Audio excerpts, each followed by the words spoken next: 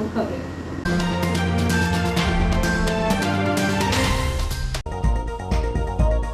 RPF और GRP थाने में स्थापित होंगे बाल मित्र कॉर्नर। मुख्यमंत्री कन्या विवाह सम्मेलन तिलक सिंदूर मंदिर प्रांगण में संपन्न हुआ।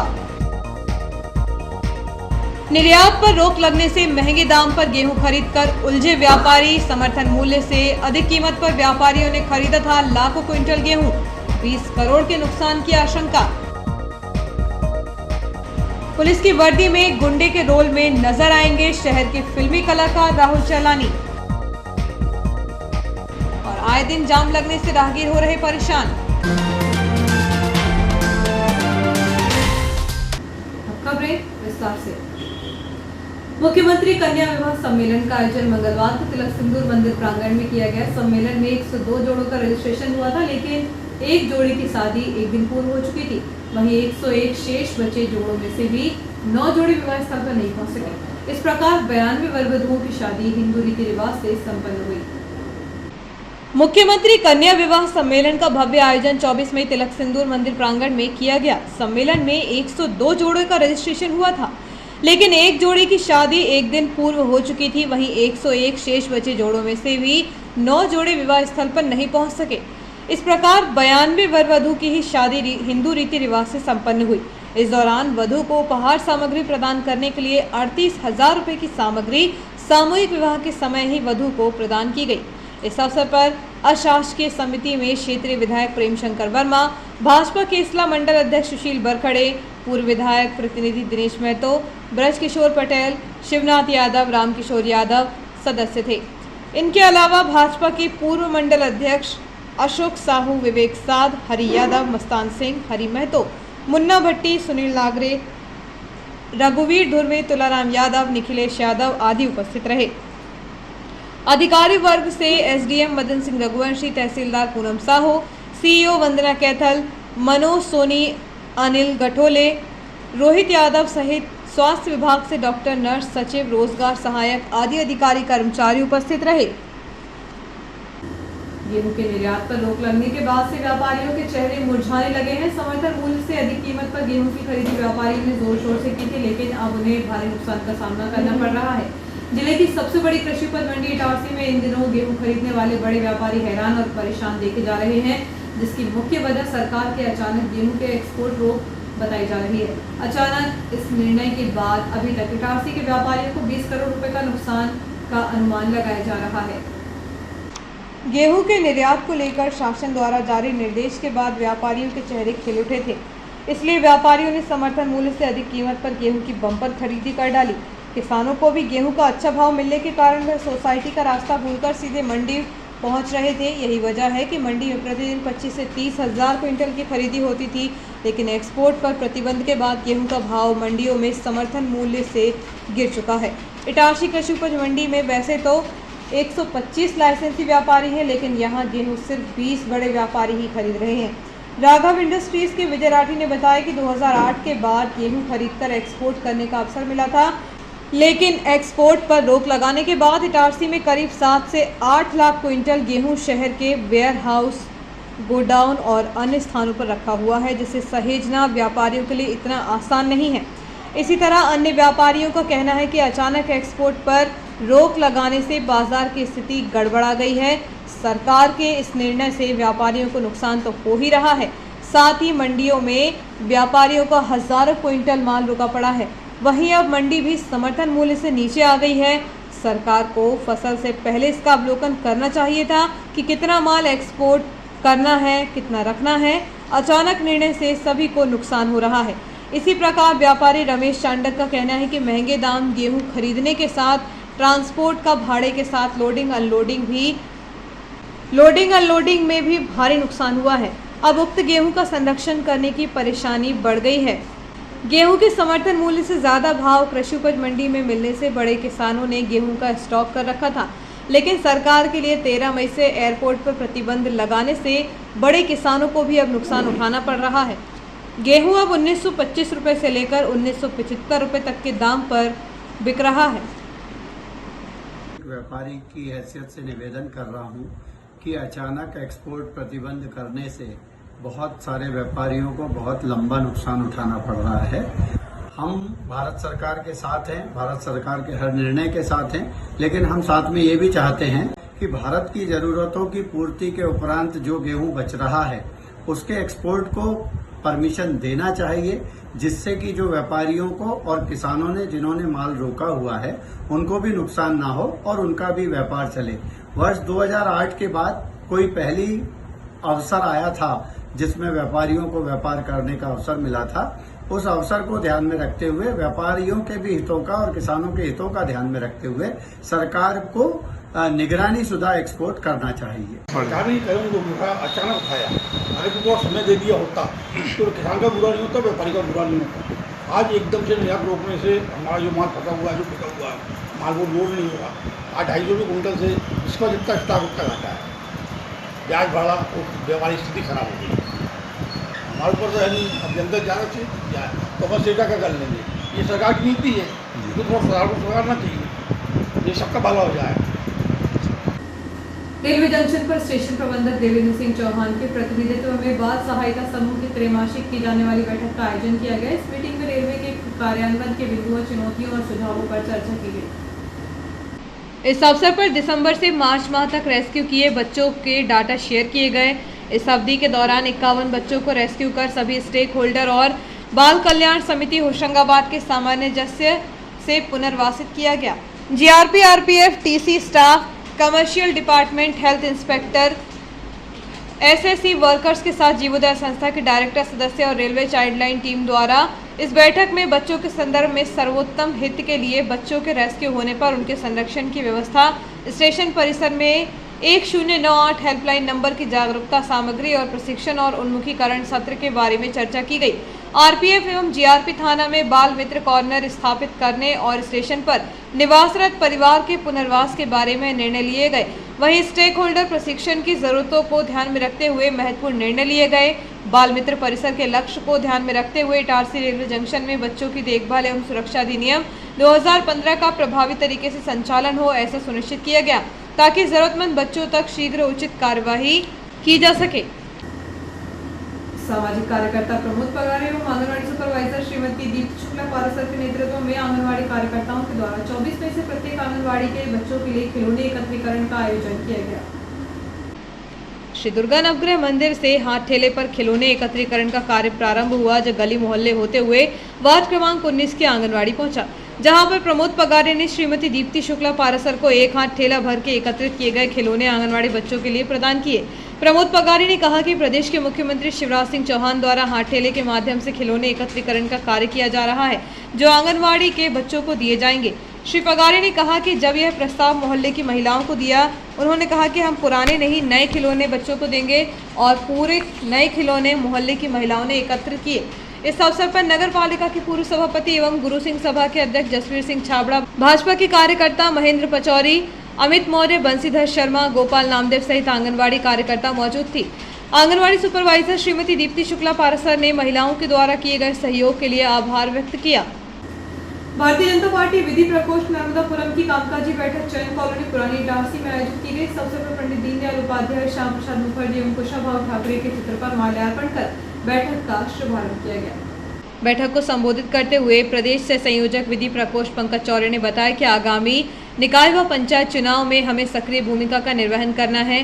भाजपा समर्थित पंचायत के प्रत्याशी एवं नगरीय निकायों के भाजपा प्रत्याशियों के नामांकन और अन्य विधि संबंधी कार्यों में उनको सहयोग प्रदान करना है। आगामी 21 जून को अंतर्राष्ट्रीय योग दिवस पर योग का कार्यक्रम विधि प्रकोष्ठ द्वारा रखा जाएगा।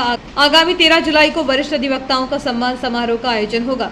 इसके अलावा आगामी अनेक कार्यक्रम का आयोजन विधि प्रकोष्ठ द्वारा किया जाएगा। पंकज चौरे ने कहा कि भाजपा की केंद्र एवं राज्य सरकारों द्वारा चलाई जा रही जन कल्याणकारी योजनाओं की जानकारी और लाभ आम नागरिकों तक पहुंचे, यह कार्य भी अधिवक्ताओं को मिलकर करना है। इस दौरान आजादी के अमृत महोत्सव के अंतर्गत सेवा कार्य करने की योजना पर भी चर्चा की गई। बैठक को वरिष्ठ अधिवक्ता अशोक शर्मा, मुकेश चंद्र मैना, जे किशोर चौधरी, अधिवक्ता संजय गुप्ता, सत्यनारायण चौधरी, सी के पटेल, राजेश चौरे ने भी संबोधित किया एवं अपने सुझाव रखे। कार्यक्रम का संचालन मुकेश चंद्र मैना ने एवं आभार प्रदर्शन प्रशांत चौरे द्वारा किया गया। इस अवसर पर वरिष्ठ अधिवक्ता रमेश भूरिया, मनीष वाजपेयी, आशीष मालवीय, मुकेश यादव, मनोहर प्रजापति, नेपाल यादव, ओपी यादव, भूपेंद्र साहू, अनिल बाथरी, राजकुमार पांडे, संदीप वर्मा, सहज पटेल, देवेंद्र परिहार, अजय कुमार मालवीय, महेश यावले, दीपक तिवारी, राघवेंद्र पांडे, दीपक श्रीवास्तव यादव, आनंद चौरे आदि अधिवक्ता उपस्थित रहे। पूर्व मुख्यमंत्री कमलनाथ की सहमति एवं प्रकोष्ठ के जेपी धनोपिया के अनुमोदन से राजेश राजपूत को वन एवं पर्यावरण प्रकोष्ठ का जिलाध्यक्ष नियुक्त किया गया। जिलाध्यक्ष कपिल फौजदार, प्रदेश कांग्रेस प्रवक्ता राजकुमार केली उपाध्याय सहित अन्य ने श्री राजपूत को नियुक्ति पत्र सौंपा।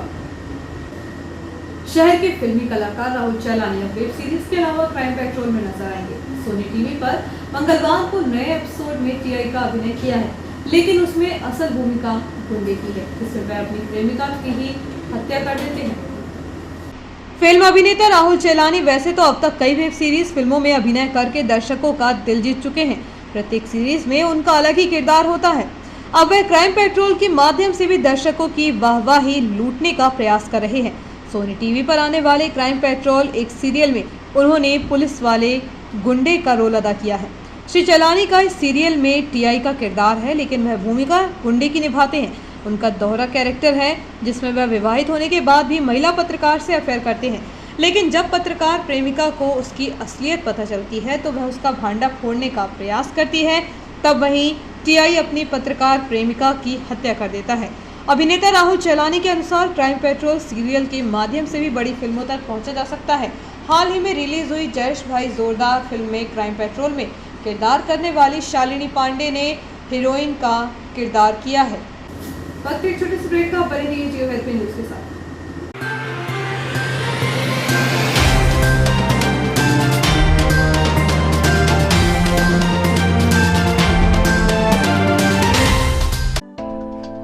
Excellent International School, Nursery to 8th English Medium School, affiliated by ICSE, behind Budi Mata Mandir, Malviganj, Itarsi. Admissions open from nursery to 8th. Office time morning 9 to 2 o'clock. Itarsi का एकमात्र ICSE से अफिलिएटेड स्कूल। तुरंत संपर्क करें अपने बच्चों के बेहतर भविष्य के लिए, एडमिशन्स कराएं। Excellent international school, Malviganj, Itarsi. Excellent international school, behind Budhi Mata मंदिर, मालवीगंज, इटारसी।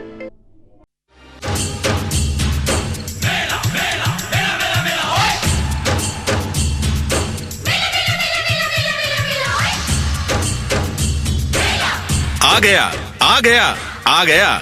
अरे भाई क्या आ गया?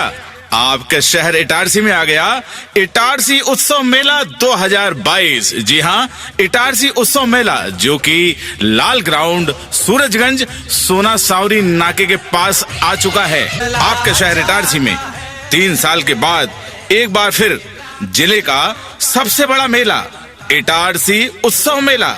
इटारसी उत्सव मेला लाल ग्राउंड, सूरजगंज, सोना सावरी नाके के पास इटारसी जिले में पहली बार। मेले का मुख्य आकर्षण होगा लंदन ब्रिज गेट। इटारसी उत्सव मेले में आपको मिलेंगी मुंबई की मशहूर ज्वेलरी, दिल्ली की घर संसार सेल, जयपुरी कंगन, सफर बैग, लेडीज पर्स, बच्चों के लिए इलेक्ट्रॉनिक खिलौने।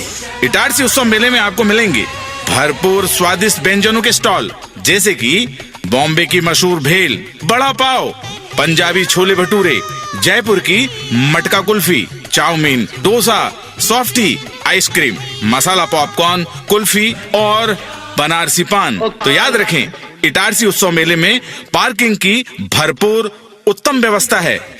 तो आइए और अपने परिवार को साथ लाइए। इटारसी उत्सव मेला सूरजगंज, सोना सावरी नाके के पास, लाल ग्राउंड, इटारसी।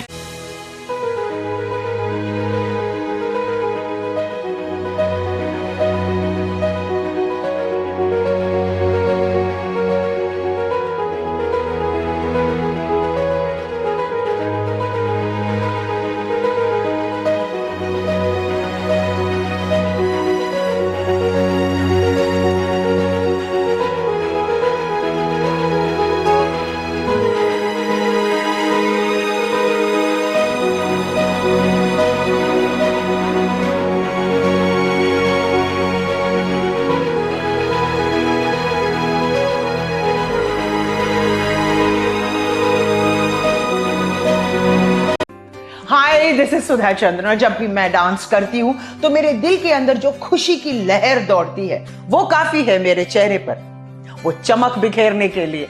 और यही खुशी मैं देखती हूँ जब बचपन प्ले स्कूल के बच्चे उनके टीचर्स के साथ जब इंटरेक्ट करते हैं। As we all know that the first 3-4 years of childhood are very very crucial because they are the formative years in one's life.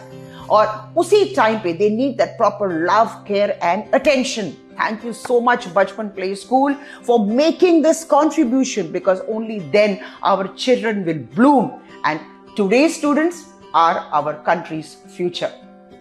बस इतना ही नहीं, पूरे भारतवर्ष में 1155 प्ले स्कूल्स है जो यही काम कर रहे हैं, जो हमारे बच्चों के भविष्य को तैयार कर रहे हैं। थैंक यू सो मच बचपन, क्योंकि बचपन सिर्फ एक ही बार आता है ना?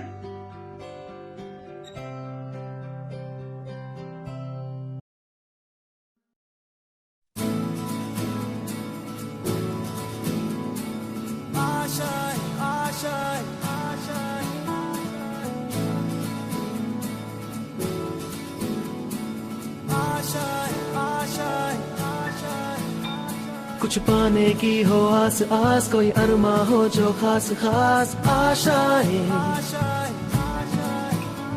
हर कोशिश में हो बार बार करे दरियाओं को आर पार आशाएं, तूफानों को चीर के मंजिलों को छीन ले आशाएं,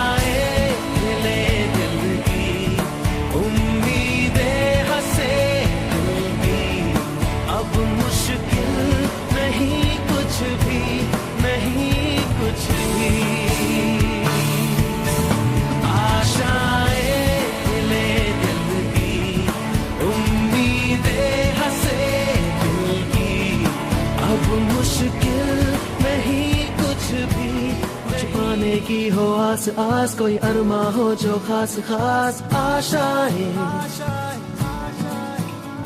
हर कोशिश में हो बार बार करे दरियाओं को आर पार आशाएं, तूफानों को चीर के मंजिलों को।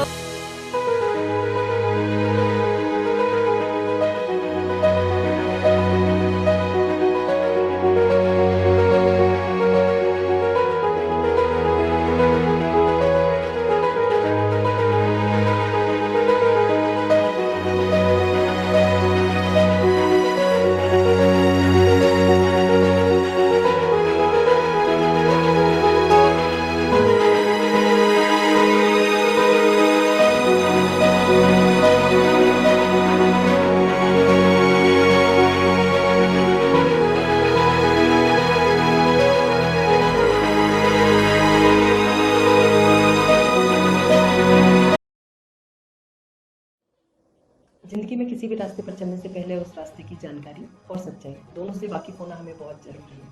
नमस्कार साथियों, मैं Manju Thakur, centre head Noble Computer Services Itarsi. Student के टैली को लेकर बहुत से प्रश्न होते हैं, जैसे टैली कहाँ से करें या टैली के बारे में और भी जानकारी या फिर उसके बाद जॉब। इन्हीं सारे प्रश्नों को लेकर मैं आपके सामने आज आई हूँ। हो सकता है ये आपके भी प्रश्न हो, इसलिए इस वीडियो के अंत तक आप मेरे साथ बने रहिएगा। सबसे पहला प्रश्न होता है कि हम टैली किसी भी सेंटर से करें क्या फ़र्क पड़ता है। इसके विषय में मैं आपको बताना चाहूँगी कि टैली सॉल्यूशन प्राइवेट लिमिटेड वो कंपनी है जिसने कि टैली बनाया था, और जिसने बनाया और वही जब एजुकेशन देना चाहे तो इसके लिए उन्होंने अपने हर जिले में अधिकृत TIL स्टार्ट किए। नोबल कंप्यूटर सर्विसेज पिछले 19 वर्षों से करीबन 10,000 स्टूडेंट को टैली सिखाकर एक भरोसेमंद और मनपसंद नाम बना हुआ है। तो जब आपकी शहर में अधिकृत टैली सेंटर है तो फिर कहीं आप एजुकेशन लेने और क्यों जाओगे, क्योंकि आप टैली के लिए एकदम नए होते हैं। तो जिस सॉफ्टवेयर पे आप प्रैक्टिस कर रहे होते हैं तो आपको नहीं पता होता है कि असली या नकली है। मैं बात कर रही हूँ लाइसेंस वर्जन या लाइसेंस सॉफ्टवेयर और पायरेटेड सॉफ्टवेयर की। इन दोनों में फीचर्स की बात करूँ तो करीबन 30 से 40% का अंतर होता है, जो कि स्टूडेंट समझ नहीं पाता है। इसके अलावा बहुत से सेंटर ऐसे होते हैं जो कि एजुकेशन वर्जन पर टैली की प्रैक्टिस कराते हैं इन्हीं दोनों चीज़ों से बचने के लिए आपको अधिकृत सेंटर पर आना चाहिए, जहाँ पर कि लाइसेंस वर्जन पर इन्वेंट्री और अकाउंटिंग के सारे फीचर्स प्रॉपर वर्क करते हैं, जो कि अब आपको सीखना है। अधिकृत सेंटर से ऑनलाइन एग्जाम पास करने के बाद स्टूडेंट को वेरीफाइबल सर्टिफिकेट मिलता है। इस सर्टिफिकेट को कोई भी टेली एजुकेशन की वेबसाइट पर जाकर सर्टिफिकेट नंबर से वेरीफाई कर सकता है। स्टूडेंट के बारे में सारी इन्फॉर्मेशन उसको मिल जाएगी। इसके अलावा सर्टिफिकेट की यदि वैल्यू बोलूँ तो इंडिया में सभी जगह एक जैसी होती है। प्लेसमेंट की यदि हम बात करें तो टेली ने अपने स्टूडेंट को ऑनलाइन पोर्टल प्रोवाइड किया हुआ है, जिस पर स्टूडेंट का आईडी होता है। यह आईडी टेली करने के बाद भी, स्टूडेंट के सेंटर से जाने के बाद भी एक्टिव होता है। इसी पोर्टल से स्टूडेंट को जॉब के ऑफर्स आने वाले हैं और इसी पोर्टल पर स्टूडेंट के लिए अपडेट्स होंगे, मॉक टेस्ट होंगे और लाइब्रेरी की सुविधा भी होगी। इंडस्ट्री प्रिफर्ड करिकुलम, ये पहचान है अधिकृत सेंटर की, जिसके अंतर्गत ई कंटेंट या ई बुक बोले और वर्कबुक स्टूडेंट को देते हैं। अपडेट वर्जन पर ट्रेन फैकल्टी के बीच वर्कबुक से रेगुलर स्टूडेंट प्रैक्टिस करते हैं। टीचिंग मेथड की बात करूं तो 70% स्टूडेंट को प्रैक्टिकल और 30% थ्योरी पे ज़्यादा ध्यान दिया जाता है। यदि मैं जॉब की बात करूं तो हर साल इंडिया में करीबन 13 लाख जॉब MSMEs में जनरेट होती है और जिनमें से हर 7वीं जॉब टेली अकाउंट्स और फाइनेंस के लिए होती है। इसके अलावा टेली ने अकाउंट्स के क्षेत्र में मार्केट का 95% भाग कैप्चर करके रखा है।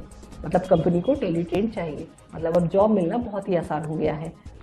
कोर्स के बारे में यदि मैं बात करूंगी तो हर अधिकृत सेंटर पर बेसिक से लेके एडवांस तक के सारे कोर्स अवेलेबल होते हैं, जिनमें कॉमर्स के स्टूडेंट के साथ साथ अन्य संकाय के स्टूडेंट बहुत आसानी से टेली सीख सकते हैं, क्योंकि वर्कबुक आपके सामने है, ट्रेंड फैकल्टी आपके पास है। इसके अलावा मिनिमम क्वालिफिकेशन जो है वो 10th होती है। तो अब आपको समझ में आया होगा कि क्यों हमें सिर्फ और सिर्फ अधिकृत सेंटर से ही टेली करना चाहिए। याद रखिए, आपका सही फैसला, सही चुनाव आपके करियर को एक सही दिशा ही दे सकता है। अपना और अपनों का ध्यान रखें। शुक्रिया।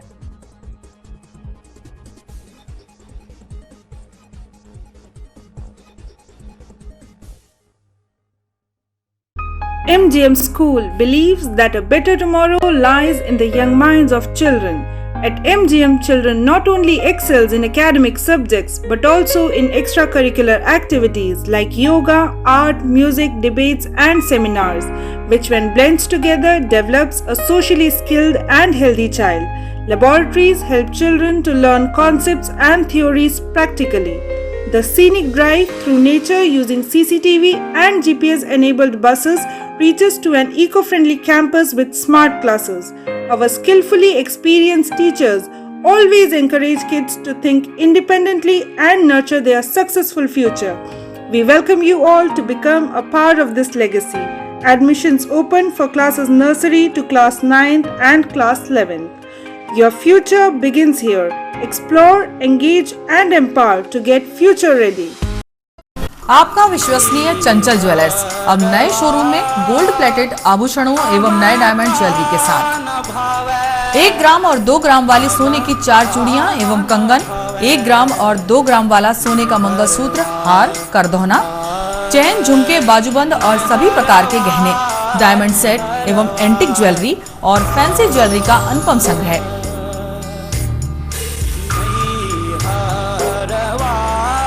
दुल्हन सेट किराए पर उपलब्ध है। 1 ग्राम और 2 ग्राम की हर खरीदी पर निश्चित उपहार पाएं। 1 ग्राम ज्वेलरी मात्र 2000 रुपए में, 2 ग्राम ज्वेलरी मात्र 4000 रुपए में, 3 ग्राम ज्वेलरी मात्र 6000 रुपए में, 4 ग्राम ज्वेलरी 8000 रुपए में, 5 ग्राम ज्वेलरी मात्र 10000 रुपए में। हमारा नवीन पता है चंचल jewellers, Guru Nanak complex, Bharat talkies road, Itarsi. Mobile 09893054377। अब साधारण पानी और आम वाटर फिल्टर से अपने स्वास्थ्य को खतरे में न डालें। फ्रेस्को इंट्रोड्यूस करते हैं लेटेस्ट टेक्नोलॉजी पर आधारित क्लीन, क्लियर और pure water solution RO, reverse osmosis water treatment system, साधारण और यूवी वाटर प्यूरिफायर केवल पानी को पार्टली ही क्लीन कर पाते हैं, जबकि RO रिवर्स ऑस्मोसिस एक जटिल बायोलॉजी प्रक्रिया है जो देती है clean and safe drinking water, जो हैवी सॉल्ट और हानिकारक मिनरल्स को दूर कर पानी का स्वाद बढ़ाते हैं। हाई ब्लड प्रेशर, किडनी में स्टोन, डाइजेशन और गैस्ट्रिक प्रॉब्लम को दूर रखती है। बोरवेल के पानी और साधारण जल प्रदाय के पानी को प्रोसेस कर प्योर क्वालिटी ड्रिंकिंग वाटर बनाती है। इनमें किसी तरह का कोई केमिकल उपयोग नहीं होता। तो अब जल ही जीवन नहीं बल्कि प्योर क्लीन वाटर है तो जीवन है। अधिक जानकारी के लिए संपर्क करें Rajat Mishra, centre point sales, authorised service centre, 9 convent school road, near HP gas agency, Itarsi, 07572404747।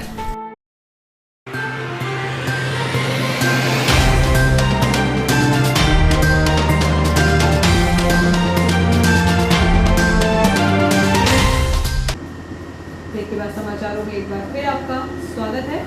शहर में ओवरब्रिज से होकर बाहर से आने वाले मालवाहक वाहनों की आवाजाही रेलवे स्टेशन मुख्य मार्ग से होते हुए रेलवे माल गोदाम एवं न्यूयार्क से अन्य दूसरे शहरों को 24 घंटे होती है, जिसके चलते प्रमुख रूप से रेलवे स्टेशन चौराहे पर अक्सर जाम की स्थिति उत्पन्न हो जाती है। इतना ही नहीं, अलसुबह से आवागमन करने वाले मालवाहक वाहनों की तादाद बढ़ने से रेलवे स्टेशन के सामने वाली मुख्य सड़क पर नजारा कुछ अलग ही हो जाता है। ऐसी स्थिति में अन्य दूसरी सवारी वाहनों के साथ ही अत्यावश्यक सेवा के लिए आवागमन करने वाले वाहनों, जिनमें स्वास्थ्य सेवाओं से जुड़े वाहन भी शामिल है, जाम का अनावश्यक रूप से हिस्सा बनना पड़ता है। इसके साथ ही रेलवे स्टेशन के भीतर और बाहर आने वाले राहगीरों को भी सुबह से ही दिन भर में कई बार लगने वाले जाम की स्थिति से परेशान होना पड़ता है, क्योंकि मालवाहक वाहनों की संख्या अधिक होने की वजह से इसी मुख्य सड़क पर अक्सर जाम की स्थिति निर्मित हो जाती है। हालांकि ट्रैफिक टीम के द्वारा भी प्रयास किए जाते हैं, लेकिन 15 मिनट से लेकर आधे घंटे तक के जाम की स्थिति से राहगीरों की इस मुख्य मार्ग से चलना मुश्किल हो जाता है। रेलवे स्टेशन मुख्य मार्ग से वाहनों की यातायात को कुछ कम करने के लिए कोई नया विकल्प खोजना होगा, जिससे कि इस मुख्य मार्ग से राहगीरों के लिए आसानी से आवागमन की सुविधा मिल सके, क्योंकि जाम की स्थिति लगने से अपने अति आवश्यक काम से आवागमन कर रहे हल्के वाहन चालकों एवं राहगीरों को कभी कभी सड़क हादसों का शिकार होना पड़ता है। कभी कभी यह हादसे इतने गंभीर होते हैं कि राहगीरों को स्वास्थ्य संबंधी परेशानी का सामना लंबे समय तक करना पड़ता है।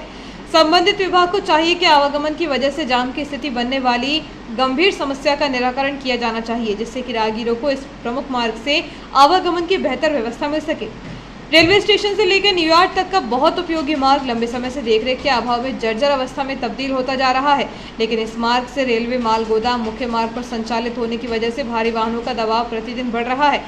इतना ही नहीं, खस्ता हाल सड़क से हिचकोले लेकर भारी वाहन न्यूयॉर्क से अन्य शहरों के लिए दिन रात आवागमन कर रहे हैं। बीती रात भी न्यूयॉर्क मुख्य मार्ग पर ग्वाल बाबा के निकट एक मालवाहक ट्रक पलटने से बच गया, नहीं तो कोई बड़ा हादसा हो सकता था। फिलहाल रेलवे विभाग को भी न्यूयॉर्क पहुंच मार्ग के आवागमन की गंभीर होती समस्या पर जल्द ही ध्यान देना होगा, क्योंकि न्यूयॉर्क में रेल कर्मी निवास करते हैं। इसके साथ ही AC शेड, डीजल शेड जैसे बड़े संस्थान सालों से संचालित हो रहे हैं। ऐसी स्थिति में रेलवे स्टेशन से न्यूयॉर्क तक के मार्ग को समय रहते सुधारा जाना चाहिए, ताकि राहगीरों को सुविधा मिल सके।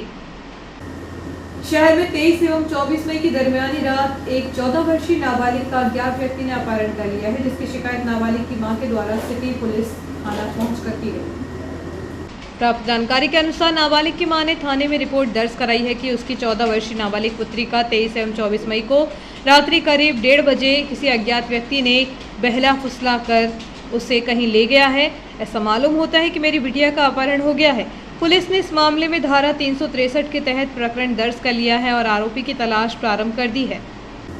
गांधी स्टेडियम में चलने वाले हॉकी फीडर सेंटर के लिए ट्रायल बुधवार 25 मई को सुबह 6 से 8 बजे और शाम को 4 से 7 बजे तक होंगे।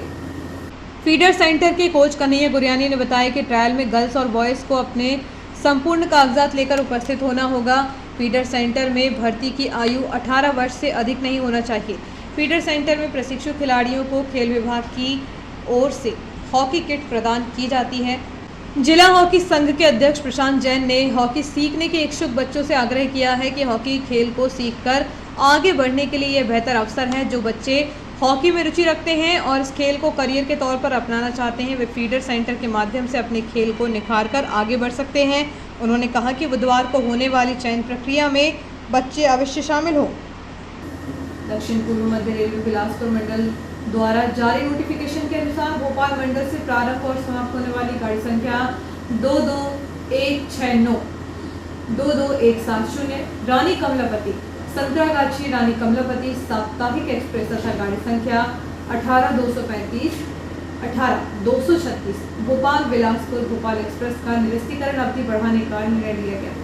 दक्षिण पूर्व मध्य रेलवे बिलासपुर मंडल द्वारा जारी नोटिफिकेशन के अनुसार भोपाल मंडल से प्रारंभ और समाप्त होने वाली गाड़ी संख्या 22169, 22170 रानी कमलापति संतरागाछी रानी कमलापति साप्ताहिक एक्सप्रेस तथा गाड़ी संख्या 18235, 18236 भोपाल बिलासपुर भोपाल एक्सप्रेस का निरस्तीकरण अवधि बढ़ाने का निर्णय लिया गया है। गाड़ी संख्या 22169 आगामी 22 जून तक तथा गाड़ी संख्या 22170 आगामी 23 जून तक निर्धारित दिनों में अपने प्रारंभिक स्टेशन से निरस्त रहेगी। इसी प्रकार गाड़ी संख्या 18235, 18236 भोपाल बिलासपुर भोपाल एक्सप्रेस 25 मई से 24 जून तक दोनों दिशाओं में अपने प्रारंभिक स्टेशन से निरस्त रहेगी। इसी प्रकार भोपाल मंडल से गुजरने वाली गाड़ी संख्या 20843 एवं 20844 बिलासपुर भगत की कोठी बिलासपुर द्वि साप्ताहिक एक्सप्रेस एवं गाड़ी संख्या 20845 व 20844 बिलासपुर बीकानेर बिलासपुर द्वि साप्ताहिक एक्सप्रेस ट्रेनों की निरस्तीकरण अवधि बढ़ाने का निर्णय लिया गया है। हर वर्ष ज्येष्ठ मास की ग्रीष्म ऋतु के साथ नवदुर्गा की शुरुआत हो जाती है। सूर्य के रोहिणी नक्षत्र में प्रवेश करते ही धरती का तापमान तेजी से बढ़ने लगता है। रोहिणी में सूर्य 25 मई से 8 जून तक रहेंगे। मां चामुंडा दरबार के पुजारी गुरु पंडित राम जीवन दुबे ने बताया कि शुरुआती 5 दिन अधिक परेशानी भरे होंगे। कानपुर निवासी एक युवक का शव तवानगर के समीप एक कुएं से पुलिस ने बरामद किया है। वह एक दिन पूर्व से लापता था। बताया जा रहा है कि रामपुर ग्राम निवासी सुनील पिता विश्राम यादव घर से 23 मई को दोपहर 12 बजे निकला था, लेकिन इसके बाद से उसका कोई पता नहीं चल सका, जिसकी खोजबीन परिजनों द्वारा लगातार की जा रही थी। तभी दूसरे दिन सुबह उसका शव तवानगर निवासी दीपक मीणा के खेत पर बने कुएं पर तैरता हुआ दिखा, जिसके शव को ग्रामीणों की मदद से निकाला गया। वह कुएं में कैसे गिरा, इसका खुलासा पुलिस द्वारा विवेचना के बाद ही हो सकेगा। पुलिस ने इस मामले में मर्ग कायम कर जांच शुरू कर दी है। वैश्य महासम्मेलन मध्य प्रदेश की युवा इकाई के नगर अध्यक्ष पद पर रितेश दर्डा की नियुक्ति की गई। उनकी नियुक्ति पर संगठन के सदस्यों ने उन्हें बधाई दी। ये जानकारी देते हुए वैश्य महासम्मेलन मध्य प्रदेश युवा इकाई के जिला प्रभारी अनुराग जैन ने बताया कि वैश्य महासम्मेलन युवा इकाई प्रदेश के अध्यक्ष राजकुमार गुप्ता प्रिंस संजय शिल्पी, जिला अध्यक्ष वैश्य महासम्मेलन मध्य प्रदेश जिला इकाई होशंगाबाद की सहमति से नगर अध्यक्ष नियुक्ति होने से संगठन में और मजबूती आएगी। वैश्य महासम्मेलन के सभी संगठन के सभी सदस्यों ने बधाई दी। वैश्य महासम्मेलन मध्य प्रदेश की युवा इकाई के नगर अध्यक्ष पद पर रितेश दर्डा की नियुक्ति की गई है। बीती रात नाला मोहल्ला क्षेत्र में एक युवक के साथ 2 लोगों ने मारपीट की है। घटना के बाद घायल ने सिर्फ थाने में शिकायत की है। शहर में मारपीट की घटनाएं आए दिन सामने आ रही हैं। बीती रात नाला मोहल्ला निवासी 20 वर्षीय युवराज उइके के साथ अंशु और ऋतिक ने मिलकर मारपीट की। बताया जा रहा है कि फरियादी रात लगभग 10 बजे नाला मोहल्ला स्थित शेखर की दुकान के सामने खड़ा था। उसी दौरान दोनों आरोपियों से उसका मामूली विवाद होने पर उन्होंने मारपीट करते हुए जान से मारने की धमकी दी। इस मामले में पुलिस ने घायल की शिकायत पर आरोपियों के खिलाफ प्रकरण दर्ज कर कार्रवाई शुरू कर दी है। और आइए देखते हैं प्रमुख खबरें एक बार फिर।